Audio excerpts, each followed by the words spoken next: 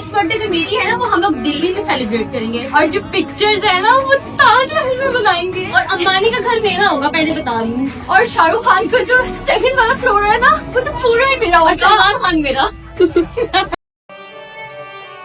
بسم اللہ الرحمن الرحیم۔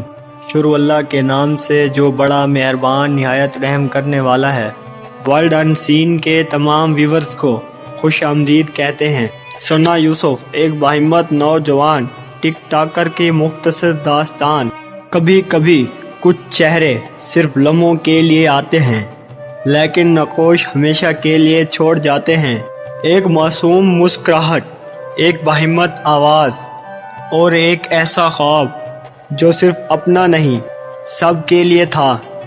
آج ہم یاد کریں گے ایک ایسی لڑکی کو جس نے اندھیروں میں چراغ جلانے کی ہمت کی۔ تو ناظرین، یہ کہانی ہے ثنا یوسف کی، ایک آواز جو اب خاموش ہے لیکن ہمیشہ کے لیے زندہ رہے گی۔ تو آئیے اس کی کہانی کو جانتے ہیں اور اس خواب کو زندہ رکھتے ہیں جو وہ ہمارے لیے چھوڑ گئی۔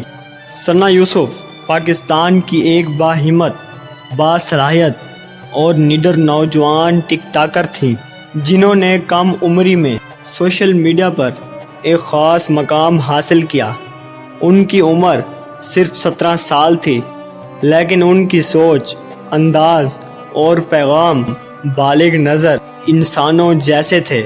ثنا یوسف کا تعلق خیبر پختونخوا کے خوبصورت ضلع چترال سے تھا جو اپنی ثقافت، مہمان نوازی اور فطری حسن کے لیے مشہور ہے۔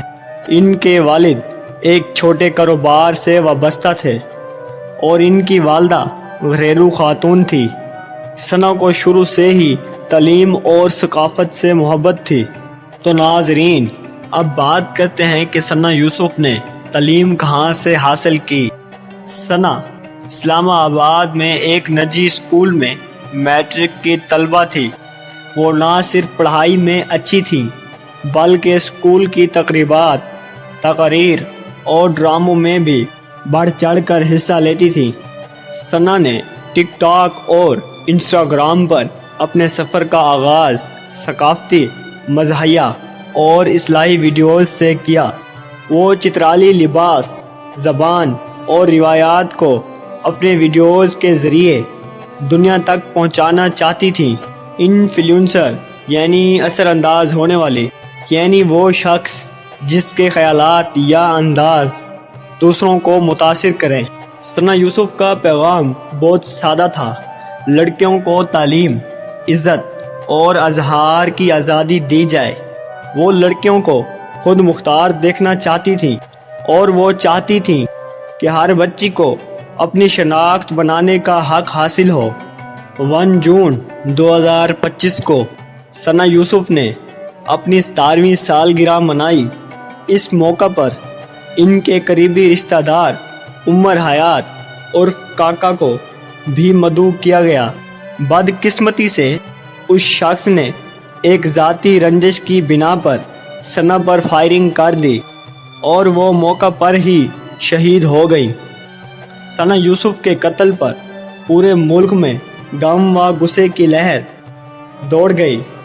سوشل میڈیا پر جسٹس فار ثنا یوسف یعنی حق کا فیصلہ، درست اقدام، لوگوں نے انصاف کا مطالبہ کیا اور خواتین کے تحفظ کی بات کی۔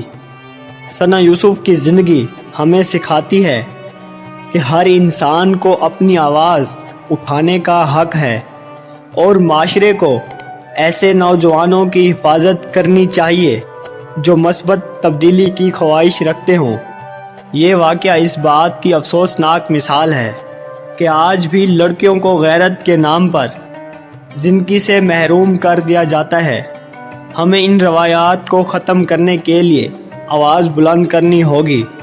تو ناظرین، یہاں ایک لمحے کے لیے رک کر ہمیں خود سے سوال کرنا ہوگا، کیا ہم ایک ایسی دنیا میں جی رہے ہیں جہاں لڑکیوں کے خواب قتل کیے جا رہے ہیں؟